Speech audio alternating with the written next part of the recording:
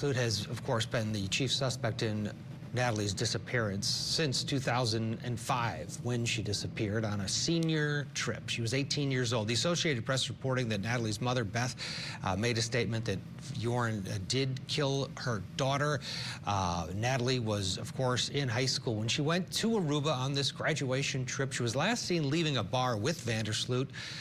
No cameras, of course, in this federal courthouse, but our Chanley Painter is there. She'll be coming out momentarily. We're also expecting to hear from Beth Holloway after the conclusion of this hearing. Sloot has, according to our Chanley Painter, admitted to it all, and that was part of the plea deal put forward by prosecutors in Alabama. He is also facing charges in Peru, so he will be sent back to Peru at the conclusion of this. That's what we're expecting. That was articulated by authorities early on. So he won't serve the time in Alabama. He'll go back and serve his murder conviction in Peru.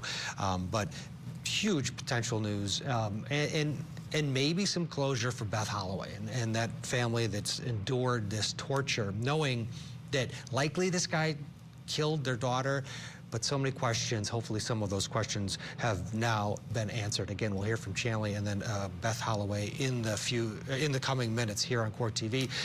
Meanwhile, let's go back to those closing arguments. We'll pick it up with the prosecution in the bathtub.